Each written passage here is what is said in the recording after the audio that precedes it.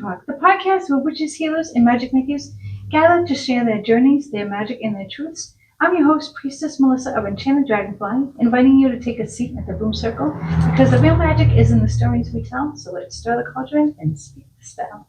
So I have another magical being with us today. So tell us your name and your business name. Yeah. My name is Krystal Linn. I am the owner of Sur-thrive Wellness and the founder of the Open Door Collective, both of Charlton, Mass. Ooh, that sounds awesome. Yes. And could you tell us a little bit about both of those? Yes. So I am an accessible holistic practitioner. So it's Reiki, hypnotherapy, life coaching, and meditation guidance. And I specialize working with folks who have disability, or on the neurodivergent spectrum, or have significant trauma. And then the Open Door Collective is a group of practitioners who come and use the space to do their own practices, workshops, classes, and they come and they just use our space, and we have a really great vibe over there. I love that. And did you just have an anniversary? We did. Happy anniversary. Thank you. 1 year out in Charlton now. That's awesome. And could you tell us whereabouts in Charlton that you guys are located? Yeah, so we're right in Charlton Center. So just like a half mile from the library. Really easy to get to. Awesome. And could you talk about how you started doing what you do? Yeah, absolutely. So my path's been pretty long. I grew up in Salem, Mass. So it was really hard for me not to find this way. And I kind of started my practice as a teenager. I also grew up in the 90s. So it was like, the craft and charmed and stuff like that. So I was following a little bit of that.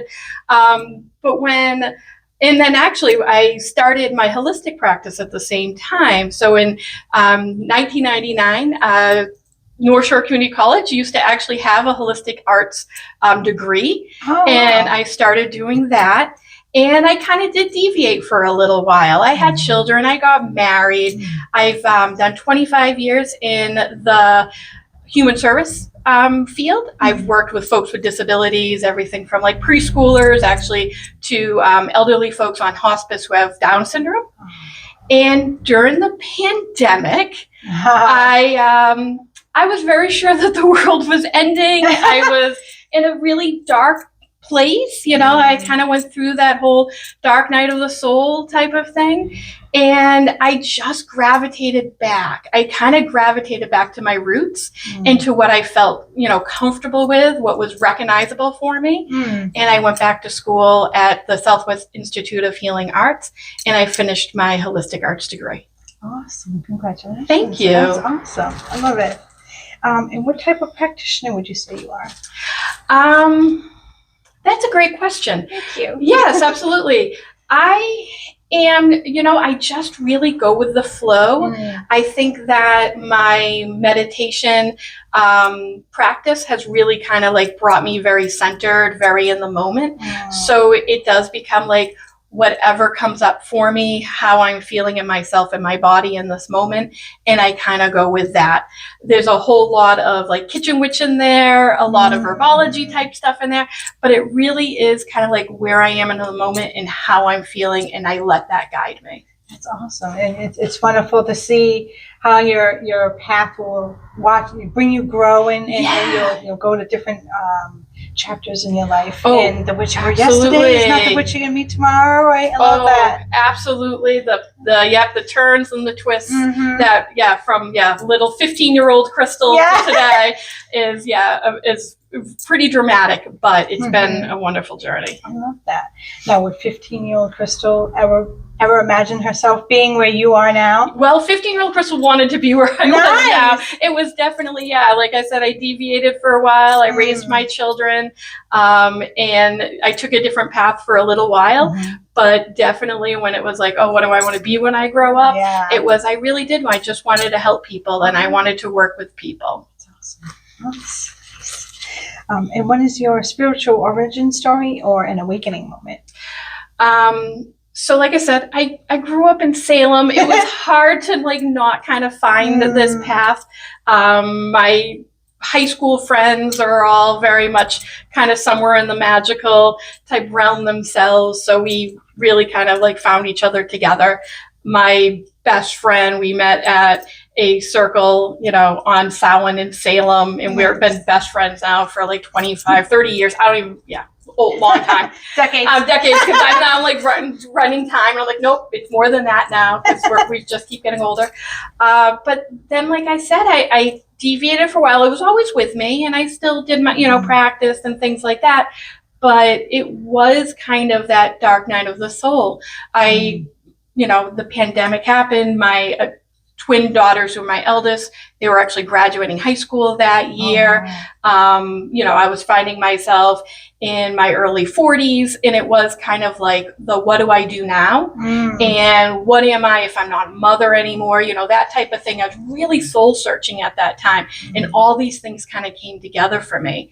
And it was through that kind of coming together and that soul searching and that kind of like the new identity that I was going to take, especially as I'm older. I'm a grandmother now, so like that crone identity, like that's kind of what brought me back to where I am now. Awesome. It's funny how as mothers we tend to lose ourselves in the motherhood, right? And it's rediscovering yourself as the empty nester or what have you, right? Exactly. Yeah.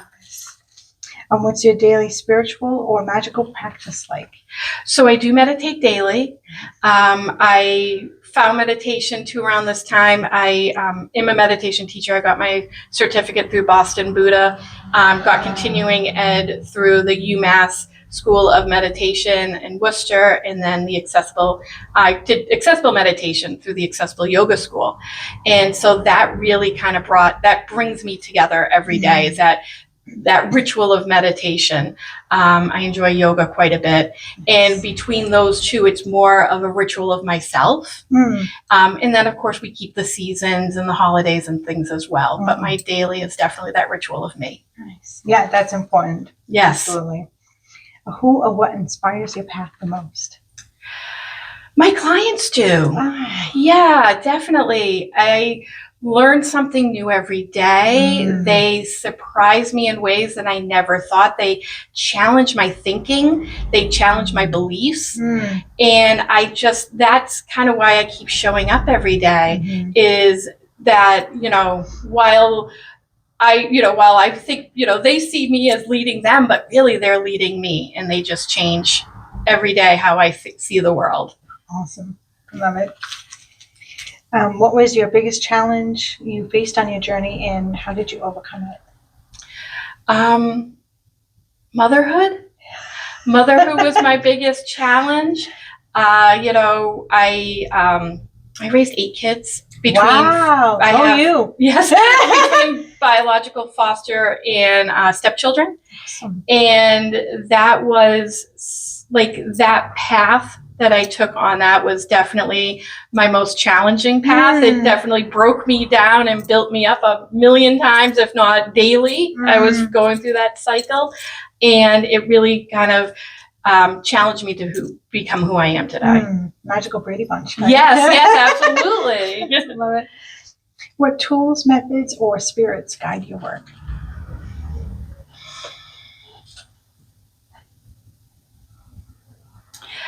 I have been understanding and maybe even a little studying some of, ancestral healing.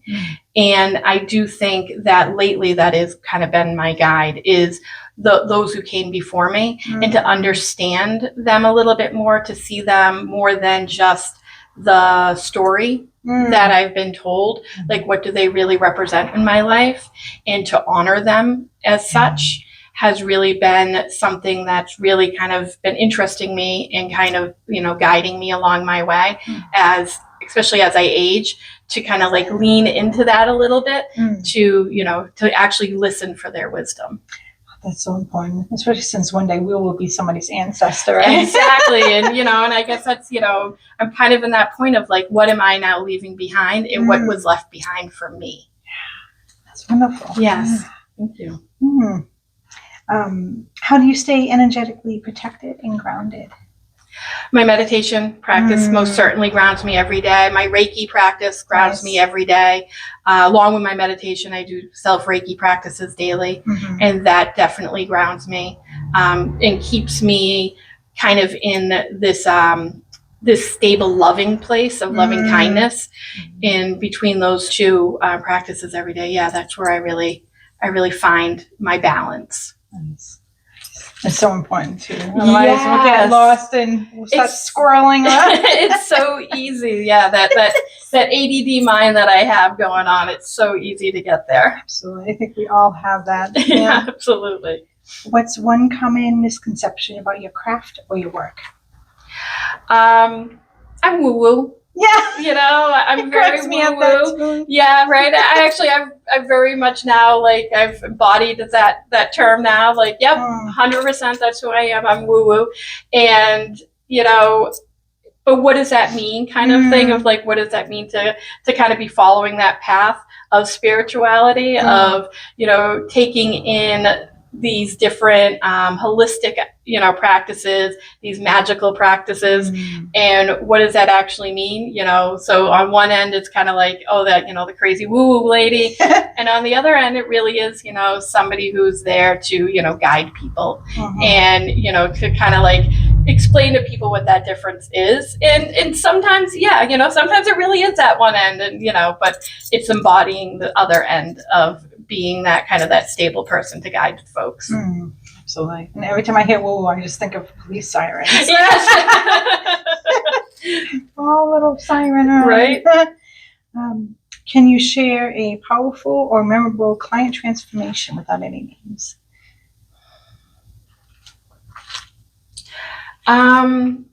Yes, I can. And I'm going to try to do this right now without probably crying. I had a dear friend who was going through, started coming to me and was one of my first Reiki clients, and really helped me like kind of develop my Reiki practice. I saw her every few weeks, really, like very often, and did develop cancer. And the things that I learned through that short time between diagnosis and her passing really kind of, like that taught me a lot about who I was as a practitioner, and what I could do as a practitioner, how I could actually be there as a support for somebody.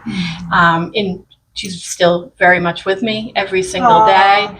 Absolutely. But she was the one who had so much faith and guidance in my early practice time that it made such an impact on me and really taught me about how strong I could be. That's lovely. Yes. Is she one of your guides now? Absolutely. Every day. Every day. Wonderful. I know she's with me. Yeah. She's in a more higher place now. Absolutely. Yeah. Oh, you make me cry now. Right? What sacred self-care practices keep you in mind?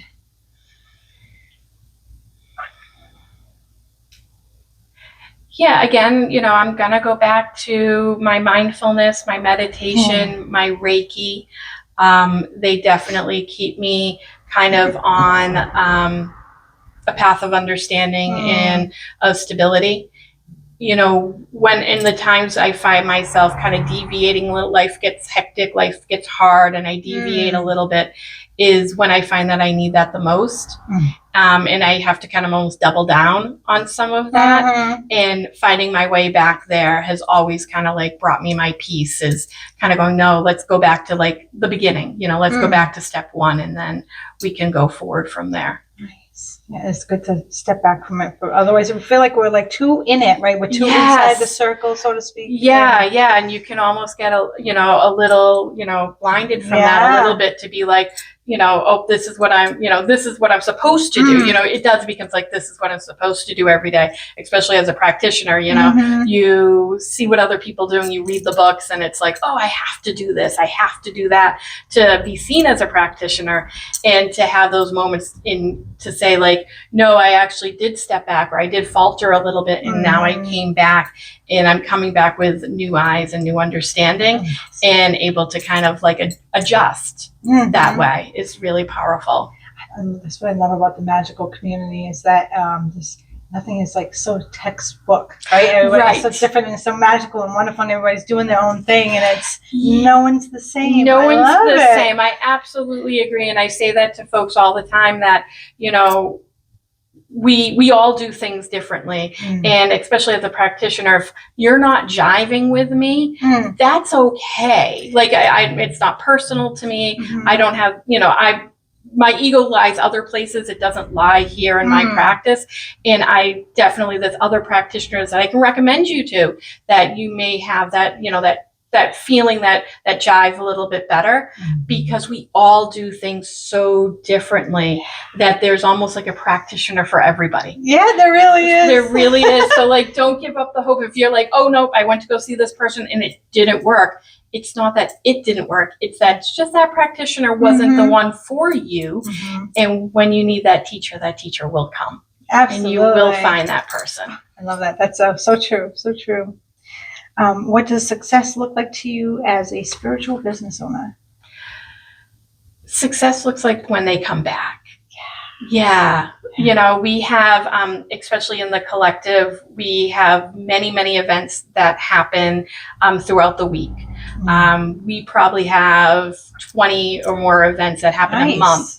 And when I see the same faces coming, and I see the same people not only coming back to the same class or practice, but then kind of like branching out a little bit and trying something new. When I have like a new pop-up or a new practitioner who comes in to do something, and it's that same face that comes in again, like that's when I know that we're really making an impact. You know, that one person at a time type of thing. And so, yeah, definitely when that same person kind of walks through the door, I'm like, there we go. We're doing it. We're doing okay. Yeah, they're comfortable with your space. And then when they want to explore, that means they're branching out and feeling more comfortable to relax. And that's wonderful. Absolutely. And I love to see that growth. The growth is really remarkable. And I feel so honored to watch that in other people. And it's like a flower blossom. Yes. Do you follow the moon, astrology, or seasonal cycles in your work? Probably the seasonal cycles the most. I'm very kind of driven and run by our seasons. We're very lucky to be where we are in New England, where we do have the 4 seasons as they are.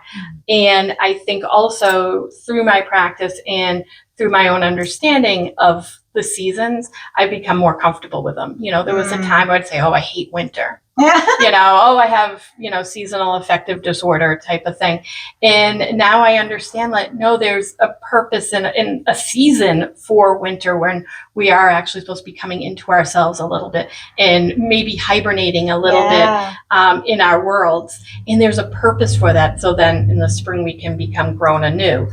And it took me a while to understand that. But now that I do, I really try to embody that. And I try to embody that in my life, that like, what season are we physically in? And how can I be now representing that? Wonderful. What is something you wish more people knew about energy work, divination, rituals, what have you? I wish folks would understand a little bit, especially when it comes to like meditation.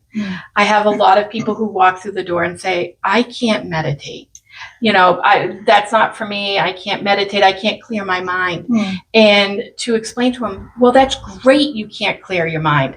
You're not supposed to clear your mind. Your mind has a purpose and it does its thing. It thinks, it ruminates, it plans. And that's what our brains are like designed to do.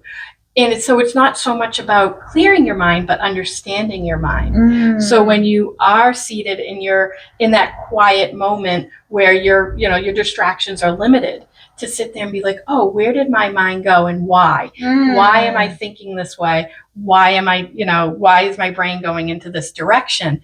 And with that, non-judgmental kind of curiosity, having those moments of like, oh, this is what I think when I'm quiet.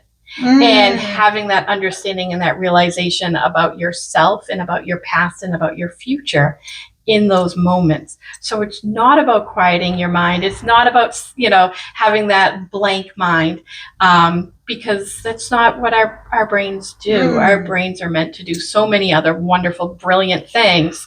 And to allow that brilliance to come to you, allow those messages to come to you when you're in those moments. It's awesome. And there's a reason thoughts are coming to the surface, Absolutely. especially when you're quiet, right? Yeah, absolutely. And I do work with a lot of folks who are neurodivergent, who have ADD, who are on the autism spectrum. And especially those folks, I think, are some of the people who probably need that the most. And they're often, though, left out. You know, like, oh, you can't be still, or you can't, kind of bring your mind to these places. So this practice isn't for you, whether or not that's Reiki, whether if that's meditation or other type of mindfulness. And it's like, no matter how special and brilliant your brain is, these things are for you, and they can be adapted and they can be accessible for you. It's just kind of finding that code, finding that, that the way that things work, how your brain works. It's not so much making meditation fit. It's not so much making you fit into meditation or you fit into Reiki. It's more like getting those things to fit for you and making that really individualized for the person. So good. You worded it so well, too. You made it so clear. When is one piece, if you could give one piece of advice to somebody just starting their path, what would it be?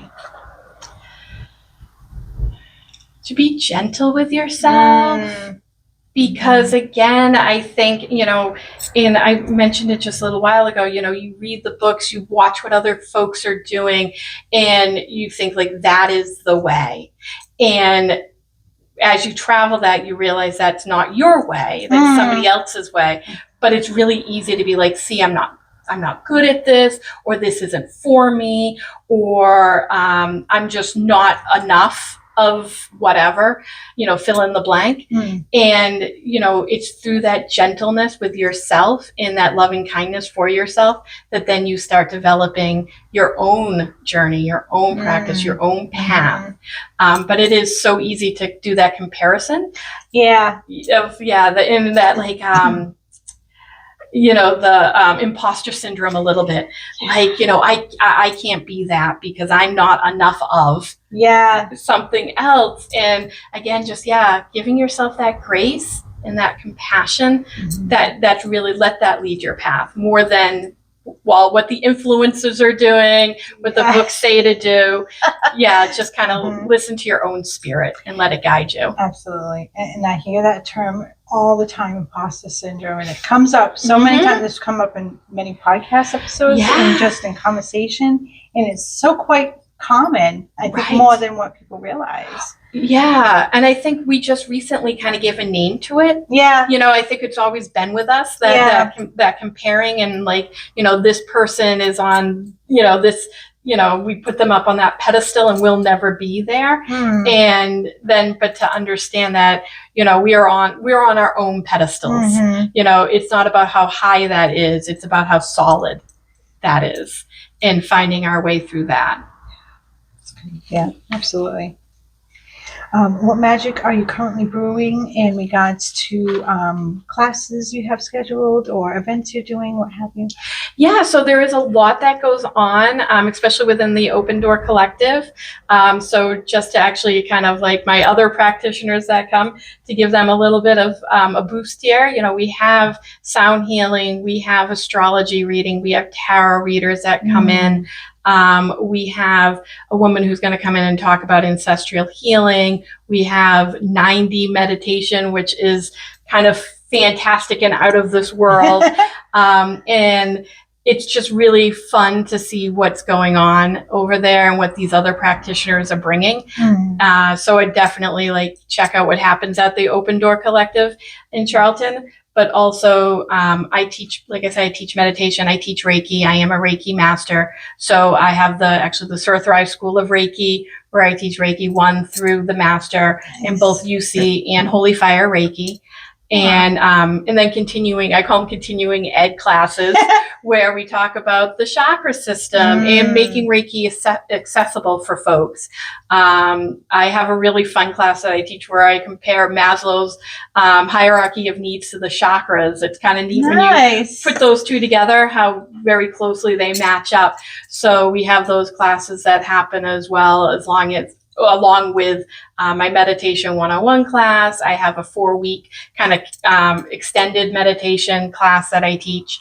A really fun one I teach is for teenagers. I call it Adulting 101 Mindfully. And we talk about things like how to read your paycheck and how to write out a check and how to call your doctor and make a doctor's appointment. So how to do like these things I think at one point were taught in schools and no longer are. And so kids are definitely missing this stuff. How to make your schedule out, how to make a budget. But we really run a mindfulness, spin to it. So it's not so much just like, here's the facts, here's what you do. It's, so how does this fit into your life and how does it make you feel when you're like starting on this path of adulthood? Like, where are these feelings kind of held in your body that may make this, that journey a little bit more difficult? So how can we make it easier by putting some mindfulness into it? Because, adulting is hard. Yeah. We know adulting is hard. And to tell a kid that, is, but with that positive spin of like, no, you've got this. Yeah. Really just check in with yourself and do this stuff mindfully, and you've got it for sure. That's awesome. And there's not many classes like that. And how many kids are walking into blindly into adulthood? Absolutely. Where some of them didn't even know how to change a light bulb. I was like, yes. Where did this knowledge go? What void did it fall into? Absolutely. That's exactly what I was seeing is, so I work with teens with disabilities. 16 to 23 right now is the age group that I'm working with in my other job. So I do many hats I wear. And I was kind of noticing that, and we do a lot of those life skills as well in that position. And so but taking it from more that, that kind of classroom type of situation or structure that I was doing within this other company, and bringing it more to that mindfulness and spiritual and understanding really kind of changed the way I think that young people were looking at, kind of that next step, that transition into adulthood. That's awesome. Now, geologically, how close is Surthrive to Open Door Collective? Like, are they right next door? We are in the same building. Oh, that's awesome. Absolutely. Awesome. Yes. The building that I work out of is actually a very unique space, because it's actually, there's 3 businesses in one. Honeywell Holistic is our gift shop. So they're in our front. And so you walk through first the Metaphysical gift shop. And then Sur-thrive Wellness has its own office, and that's where I do my Reiki out of. That's where I do my life coaching and my hypnotherapy from. And then we have a back room, and that's the Open Door Collective. And that's where we have our meeting space and our gathering space. Oh, that's wonderful. I could picture it. Yeah, and it's Yes. just here. That's wonderful. Absolutely, awesome. yeah. So I have some fun questions. Okay, love it. And what is your sun, moon, and rising sign, if you know that? My sun is Gemini. My moon is Leo. My rising is Taurus. Oh, yes. Spicy, grounded woman. I sure am. That's awesome. Thank goodness for that, Taurus. That's funny. When it grounds you, but you can be wild on top. Exactly. Do you have a favorite crystal, herb, or tool that you always work with? My favorite, my favorite herb would definitely, I really like lavender. I'm very drawn to lavender. I love the smell. I love it in my tea. I love it in my coffee. I'm very drawn to that taste and that smell and that essence. As far as crystals, I'm quite a rock hound. Nice. Yeah, I pick up rocks kind of wherever I go. And so, some of it's just your everyday, ordinary, kind of like little pieces of granite. And then others are, crystals and of other sorts. Recently, we were at the Herkimer Diamond Mine, and we're finding rocks out there, which is so much fun. But I think, though, I'm mostly drawn to jaspers. I love jaspers because you see things in jaspers. Yeah. You can, like you get a ocean jasper, you see that ocean in it. You get a picture jasper, and you can see different things are going on. You can see the earth in it. You can see, the sand in it. And I really love that because every piece is so different. And there's just such a variety of jasper that it's kind of like, what's your flavor today? Yeah. Like where are you feeling? What color are you kind of gravitating to? Mm-hmm. So yeah, absolutely. I'm always drawn to jaspers. That's awesome. And I'm fascinated. They just come out of the ground just like that. Just like that. Awesome. Right? They're beautiful just as they Millions are. of years old you could be, and even the crystals that you're wearing now could be, who knows, a million years old. Isn't it amazing? I love it. Yeah, me too. I always feel so connected to stones and to crystals because there's history in there. Mm-hmm. I often joke that in a past life I was a geologist because I always want to be like, what does this mean? Like, what do these layers mean? What does this mean when, you see these things and, like the sides of, rocks and stuff. You go up to New Hampshire and you see those blast zones where you can see all the different layers of rock. It's like, what does that mean? And I always get so fascinated in the history of those layers. So cool. Love it. What is your magical nickname or an archetype that you resonate with? My name really is Krystal. My name, like my parents actually did name me that. That's awesome. Which I do kind of like tease my mother a little bit because she obviously knew how to name me very well. Because my siblings after me have, in order, they kind of get more and more, a little bit more conservative from Krystal. So often people do think like, oh, that's my magical name, but that really is my legal birth name. But as far as an archetype, it's definitely, and it's changed. At one point it was definitely the mother. And now I am kind of like transitioning into that crone and I'm loving that transition. Awesome. I thought I was going to be scared of it. I thought it was going to be definitely, something to almost avoid. And now that I'm kind of like doing that transition, I'm like, no, this is beautiful. Yeah. Not everybody gets here. And I'm blessed enough to be getting here now and to watch my children become the amazing adults they are and become the parents that they are or the parents that they're going to be. And to be in that position where now I can kind of like sit back and like kind of watch what kind of those fruits of the labor are. It's such a wonderful, delicious place to be. Yes. That I'm absolutely loving embodying that right now. I feel that. That's awesome. Yes. That's awesome. A tea or tincture? Definitely tea. Nice. Yeah, I love tea. I drink tea all the time. I dabble a little bit in herbology, but not enough to really, write home about it. But definitely like the healing powers of tea really kind of excite me. Yeah. Nice. Tarot or runes? Tarot. Don't know how to read it, but I absolutely love getting my readings. I absolutely love the readers who come into the Open Door Collective. And I'm just so fascinated by their art and so fascinated how really, a deck of cards holds so much symbolic meaning and can really tell me things that those answers that I, somewhere in me, I've been searching and seeking and needing to hear. And then it's told to me and it's like, oh, I didn't know I needed to hear that until you said it. And now I know those are the answers that I was looking for. Nice. The story just comes. It really does. Like each one comes out, I'm like, oh, that's it. Oh, and that's the connection, and I can resonate with that. And it's just, it absolutely fascinates me how that works.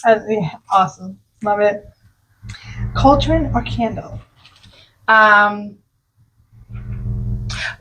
A little bit of both sometimes. I was going to go right into candle, but then I was like, oh, but my teas, those are cauldron. And that's the wonderful magic as well. But, I think if I were to be like, oh, what is the magic? It's definitely kind of candle magic. But there's a lot of cauldron magic that happens too. Stir that pot. Absolutely. Yeah. Every day. Yes. If your spirit guide had a voice, what would it sound like?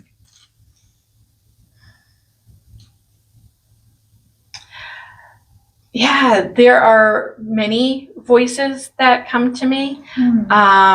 And some of them are known and some of them are not known. And, I think I recognize probably the more feminine voices that would come, but there are definitely a lot of masculine ones that recently have come to me and have talked to me and helped me understand the kind of like the path that I have walked, like some of the difficulties I've had.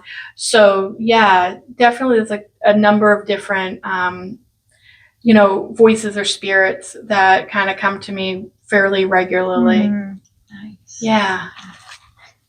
Do you have any pets? I do have pets. I have two puppies. They are Chihuahua Dachshund hounds, so they're these tiny little things. Fit in your pocket. Absolutely, and their names are Pi and Rho. So these are math terms that they didn't come from me because I'm not the math person in my family. But so I have them, and then we have a cat named Simba. But we also have, in my home, we have an axolotl, and we have a little lizard type of thing that's my son. So we have a number of little things going on. What's an axolotl? An axolotl is kind of like, it's Mexican, and they are these amphibians that like to kind of burrow into the mud and muck.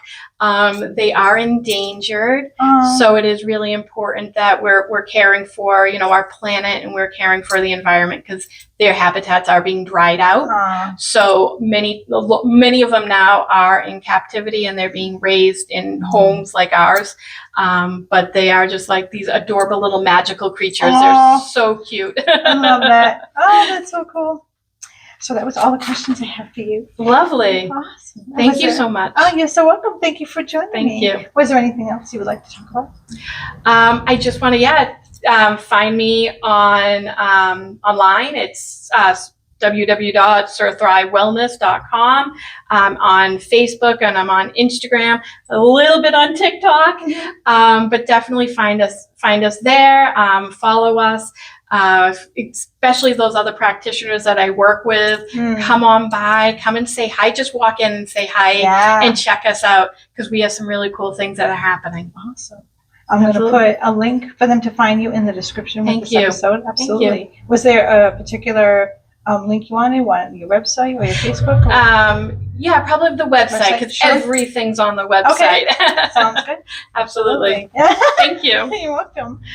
So go check her out, and go check out the vast business that she's got. It sounds amazing. Go get take a class, get a healing. Yeah. Absolutely. And as always, come see us at Enchanted Dragonfly. We are a metaphysical shop at 99 Church Street in Whitinsville, Massachusetts.